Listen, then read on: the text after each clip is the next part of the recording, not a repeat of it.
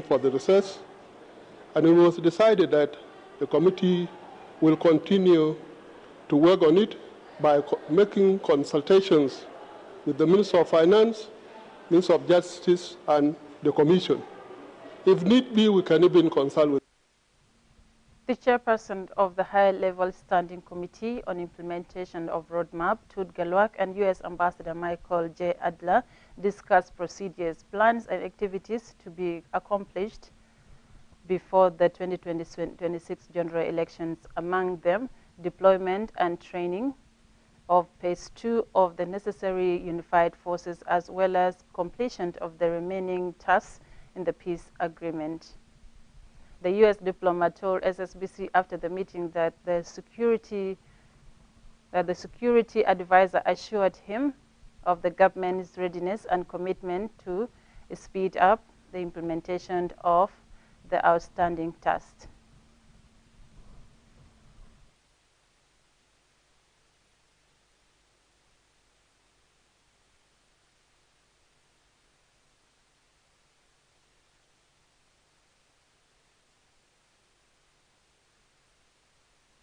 Welcome back. Let's go for that news break, and we shall be right back with more news. Stay tuned with us.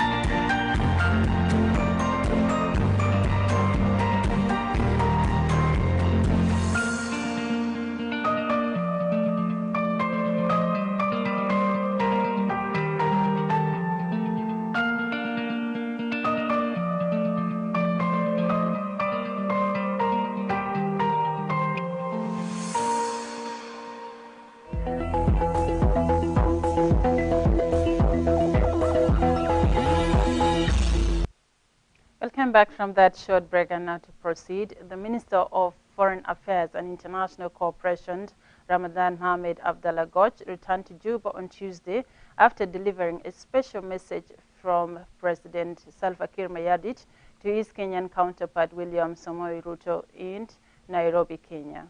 Speaking to Ssbc upon arrival at Juba International Airport, Minister Goch said he conveyed a message from President Kiir and the people of South Sudan, commending the Kenyan government and people of Kenya for bringing together the government and oppositional parties for the Tumaini Peace Initiative that is taking place in Nairobi.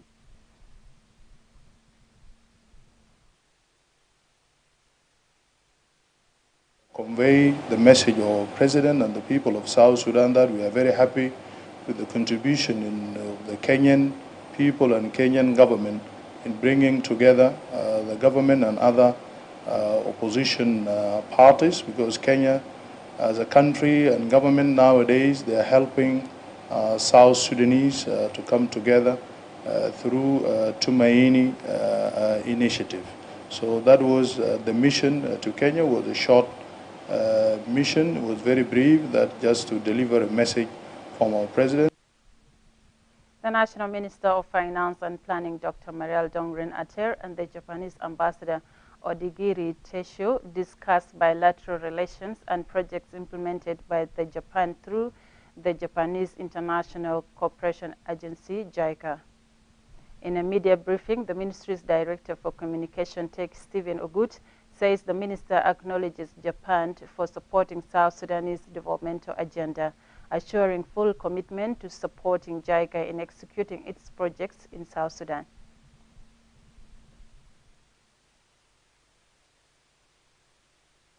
A number of Japanese implemented projects in South Sudan. To mention a few, the successfully completed Juba Freedom Bridge and so many other smaller bridges in the suburbs of Juba, as well as the institutional capacity building that is offered by JICA to different government institutions, and the water management system, as well as the Juba River Port that is implemented by JICA in South Sudan. The Honorable Minister acknowledged these activities as positive development by a friendly nation and assured his full commitment to JICA and the Japanese government to ensure that their activities in South Sudan are fully implemented, unhindered, and without any hurdle. The minister thanked the people and the government of Japan for. Government has set up new policies aimed at enhancing education facilities across the country. The Minister of General Education and Instruction, Awudeng Achil, unveiled the plans during a meeting with regional and international partners on measures to improve the country's education sector and strengthening cooperation to promoting quality education.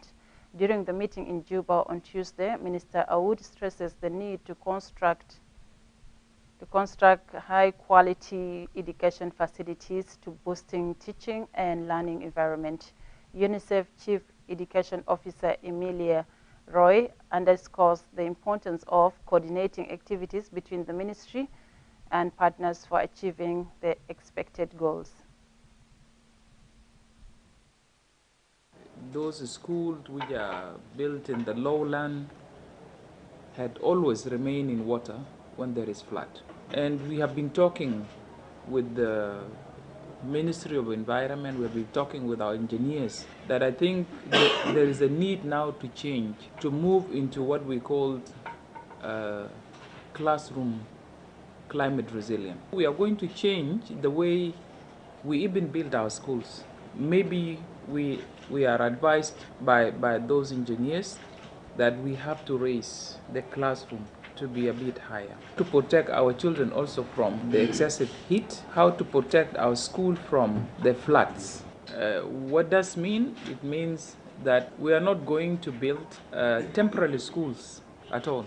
The resources we have, it is better we do one solid school. The goal of those are to provide information about what we do to the ministry, and for the ministry to tell us where their priority is really somewhere where we can start that coordination process to make sure we're all on the same page, and that we provide all the information that the ministry needs about what we're each doing in our domains, our respective domains.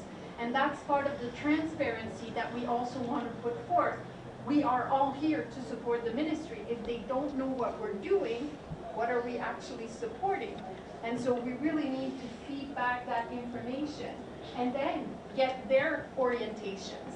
So and this is a call for all of us in international NGOs, national NGOs, agencies, to use to the maximum the two coordination mechanisms that we already have, and then possibly in 2025 we improve on them, we build them even.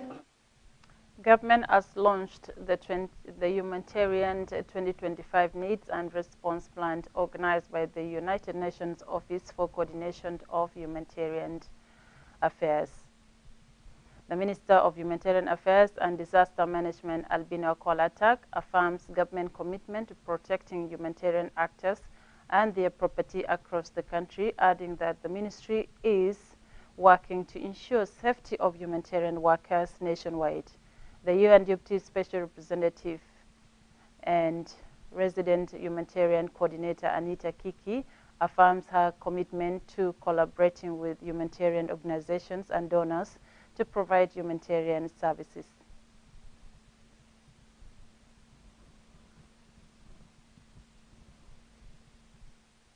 The government commits to carry its share of burden by leading the humanitarian response.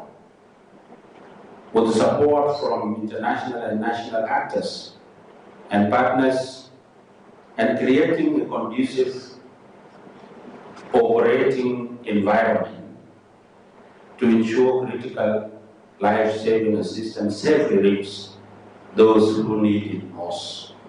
We must protect workers, humanitarian workers and their items, their properties. We must allow access to these workers to reach the needy people without hindering. The number of people crossing the border has reached almost 900,000 or over 900,000 since the war broke out in Sudan, and recently an outbreak of cholera. South Sudan being on the front lines of the climate crisis, causing frequent disruptions and displacements over the past decade. This year's floods affected 1.4 million people. Food security projections state that South Sudan will continue to experience severe food insecurity in 2020. In a significant move to strengthen economic development, a delegation from the World Bank Group and the Minister of Trade and Industry, Joseph Mumejak, explored ways to promote private sector in the states and administrative areas. The meeting centered on innovative ideas aimed at fostering a robust private sector. The Director for International Finance Cooperation for North Africa and Horn of Africa, Chiche Umer, acknowledges the essential role private sector play in driving economic growth. The ministry's first undersecretary, Dr. Malok Ngor Malok, emphasizes that promoting private sector is vital for the country's sustainable development. The discussion marks the beginning of collaborative efforts between the government and international partners to creating opportunities to improve investment for regional benefit. Hear from the Honorable is a commitment to have the private sector in South Sudan playing a much greater engagement to support the growth of the country, and it's in this direction that the World Bank Group offer its support to support the institution, but also to support the private sector in the various priority sector that has been identified by the Ministry of Trade and Investment. So I'm looking really forward for some further engagement of the IFC to support the private sector, and hopefully be in a position as well to finance some project in the near future in South Sudan. In fact, this is not the first time that Minister of Trade and IFC and World Bank Group come together to discuss issues to do of how to promote private sector. This is, I think, one of the meetings, and it was a fruitful meetings. And I think in the future we are going to see tangible things. Even the activities that we discuss, they are going to be put in practice and they are going to be exercised. Another area that we discuss, which is new, is how World Bank and Minister of Trade are going to move away from capital and also see that states are developed in terms of private sector, because over there it is crucial for South Sudan in order to move forward. We must also bring along with our states in terms of developing private sector in those states, so that private sector can employ youth and also women. And that is equitable growth that we are looking at. The national media authorities has warned public against misusing social media platforms rather for spreading misinformation. Issuing a statement to Ssbc, the managing director of the media authority, Elijah Alier Koi, expresses great concern over the traveling trend in misuse of social media platforms for disseminating disinformation aimed at creating panic and fear among the public. Alier urges public to refrain from misusing social media.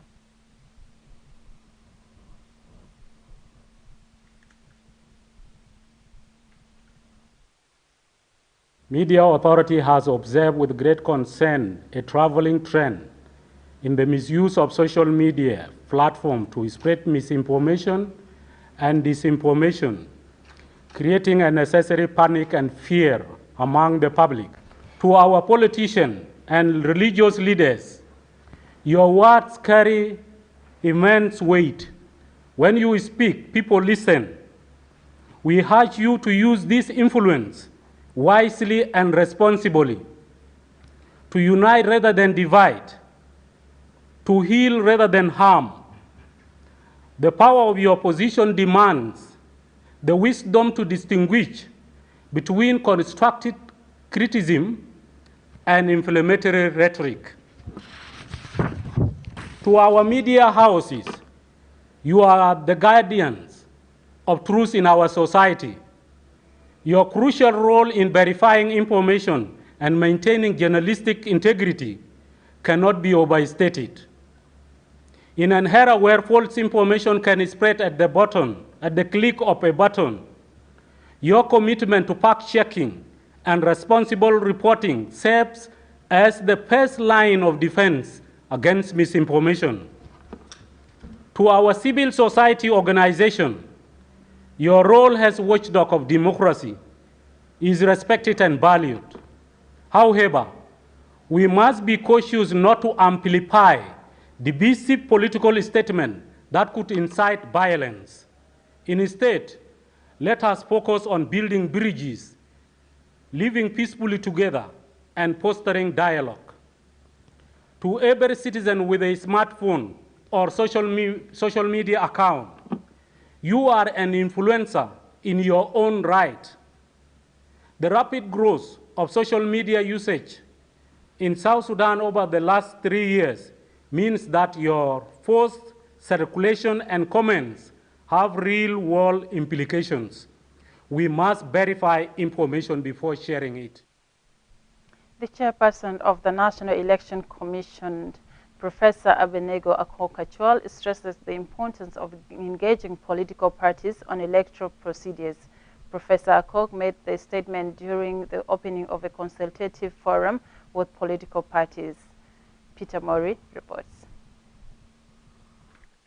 The consultative forum organized by the National Elections Commission discusses issues in the election processes. The chairperson of the National Elections Commission, Professor Abednego Akok-Kachwal, calls upon political parties to collaborate with the Commission in the electoral processes and to build a culture of peace and encourage dialogue. As political parties of Southern Sudan, that our immediate need is to build culture of peace. Culture of peace is a set of ideas, values, behaviors, attitudes which reject violence and they encourage dialogue. Our main interest is to get peace, which has been brought by the revitalized peace agreement, but yet it is not fully on the ground. Culture of peace, my dear participants, is very important. And it has 8 domains. One of the 8 domains of the culture of peace is democracy. The SPLM Secretary General, Peter Lamboth, suggests the Elections Commission uses the census of 2008 results for determining the constituencies for holding elections in 2026 instead of carrying out fresh census. I would have liked to see maybe something like a time frame, a framework for how this election can be done. What are the key ingredients that need to happen now? And what is it that needs money and what is it that doesn't need money? Is it possible for you to do this work technically without politically involved? For instance, when you talk about census, the act there takes you back to 332. This was the same number of people that were used for 2008 and 2010 elections. Margot Maker, a member in the Democratic Change Party, emphasizes on the need for the Elections Commission going down to the grassroots to enlighten the people on the election processes. So you have to set a time frame, and you look into the resources which are required in order for you to conduct an election. Election, by the way, is not by post. Any political party which is not willing to participate in an election cannot be post. Let's say, for instance, I'm a member of DC, and if my party does not want to participate in this election, I cannot be post. An election can go ahead. The National Elections Commission is mandated to conduct free, fair and transparent elections at the end of the extended transitional period in 2026. Peter Mori James, Ssbc, Juba. Let's go for this news break. We shall be right back with more news. Stay tuned with us. Sudan Republic way! Salva Kiir way! Junuba Sudan way! Junuba Sudan way! John Garang way! John Garang way!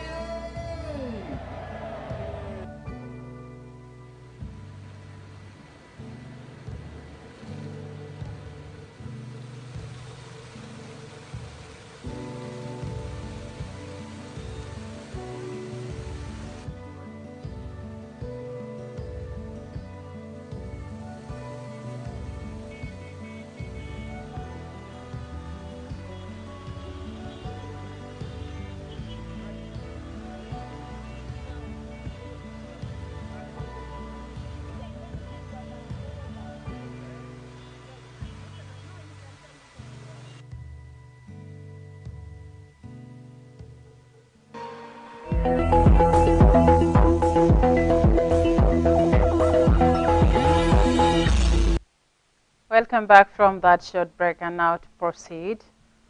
Archbishop Dr. Justin Badi Arama urges South Sudanese to continue praying for sustainable peace. Dr. Justin, who is the chairperson of the South Sudan Council of Churches, was speaking during an event organized to mark the Council's end-of-year activities. The Secretary General of the South Sudan Council of Churches, Tut Konyi, calls for unity among the religious leaders to move the church forward. This year, like previous ones, our beloved country faces significant challenges: economic hardship, hunger, displacement, insecurity, and a pervasive sense of hopelessness. We urge all South Sudanese to pray for lasting and sustainable peace in the Republic of South Sudan. And we urge the government of South Sudan, through the love of God, to address the outstanding issues in the revitalized agreement of 2018 and to bring peace as a gift to the people of South Sudan in 2025. As a church, we look forward to a new year filled with peace, healing, forgiveness, justice, and reconciliation. Dear church leaders of Ssbc, the member churches, let us unite. I call upon all church leaders that let us work together as one body. Yes, we have different denominations, but we are one.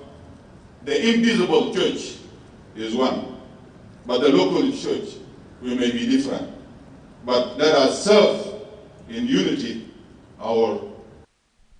The annual Livestock Movement Conference opened in Wow to discuss preventing conflicts between farmers and herders in the upcoming cattle migration season. The three-day conference, under the theme Empowering the Community for Sustainable Development, aims at enhancing unity and peaceful coexistence between pastoralists and farmers. John Clive Ochaya has a report from Wow. فعاليات مؤتمر الحركة السنوية للماشية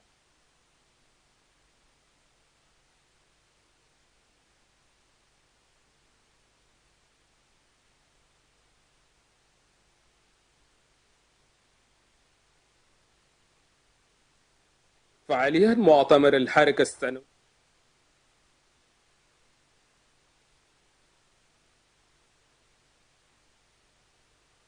سيناقش المعتمرون القضايا التي لم يتم تنفيذها والإنجازات التي تم تحقيقها في اتفاقية مريال باي.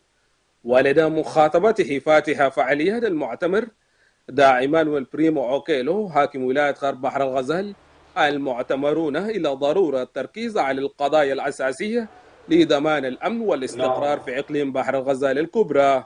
كل الرعاة الموجودين والمزارعين الموجودين في المؤتمر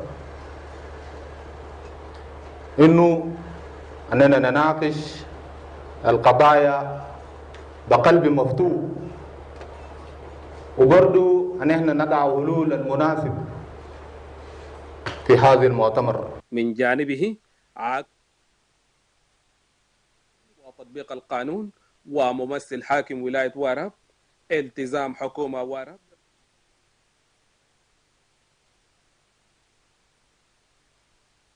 حكومة واراب ونيابة عن His Excellency the Governor فرانسيس مريال، احنا واقفين معا سويا مع حكومة واراب، حكومة غرب بحر الغزال وحكومة شمال بحر الغزال في الاحتفاقيات اللي كانوا وقعوا عليه في فترة الفاتت منذ 2016.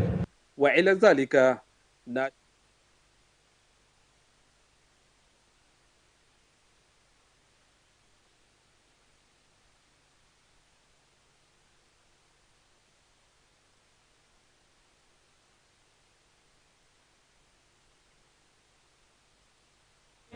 كل المجتمعات أو مجتمع بتاع وراب، مجتمعات الدواو، ومجتمعات بتاع الويل أو شمال بحر غزال، إنه يدعوا فكرة بتاعهم وتركيزهم في هذه الاتفاقية. وشدد عبد الباقي أبو شوقي ممثل بعثة الأمم المتحدة بولاية غرب بحر الغزال على أهمية مريال باي بين الرعاة والمزارعين لإتاحة الفرصة للسلام والتنمية.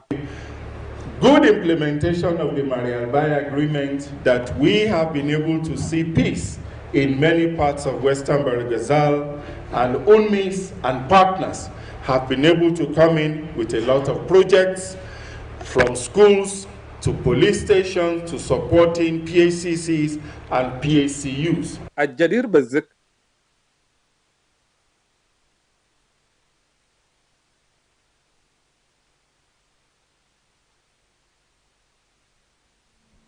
Central Equatorial State Government, chaired by Deputy Governor Paulino Lukudu Obede, on Tuesday discussed security-related issues.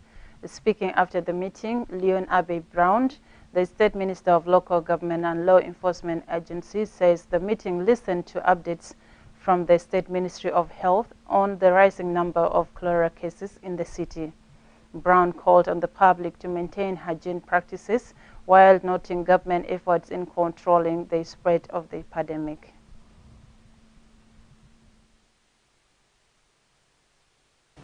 The reports from the Honorable Minister of Health, in the day-to-day reports, there is an increase. And most this increase is found in our refugees camps like Gorom, and then we have our internal displaced people. This is OPCs, Chem 1 and Chem 2. It has alarming numbers of this cholera infection. It's raising, yesterday, from 617, today is raising to 1,867, which is in a higher rates of the cholera infection. Therefore, we are asking our people to keep environment clean, keep wash, and keep the directives of the Ministry. Light Institute of Health Sciences and Advanced Management graduates 102 students after completing training in various fields of academia.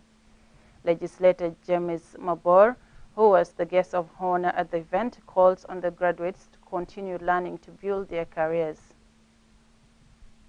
The principal Light Institute for Health Sciences and Advanced Management, Dr. James Chinen, urges the graduates to deliver services to their communities. The representative of graduates, Chendu Lual, thanks the administration of Light Institute, particularly the teachers, for tremendous support despite the current economic crisis in the country.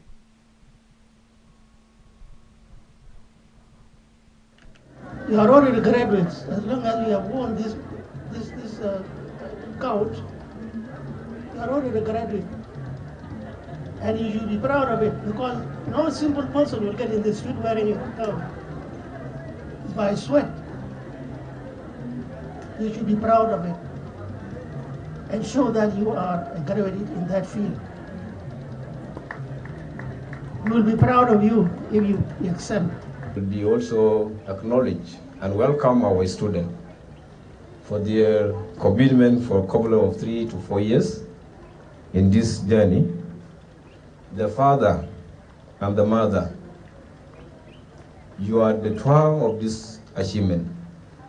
We really acknowledge, and it is not just an acknowledgement, it is actually a celebration to us, we the members of Light Institute, to have an enormous family's heart that's supporting their bright future children and daughters. And I'm very sure with my colleagues who are all here, they are well versed with the knowledge that they are going to really help the community. We are having nutrition. Those one who study nutritionalists, they are here with us. So, and their work is to actually choose for you which kind of food that you could take and really maintain your. Thank you, dear viewers of SSBC. That has finally brought us to the end of this news hour. On behalf of the team, I'm Bakita Kundiga Biem saying bye-bye for now. Stay tuned for more coming up.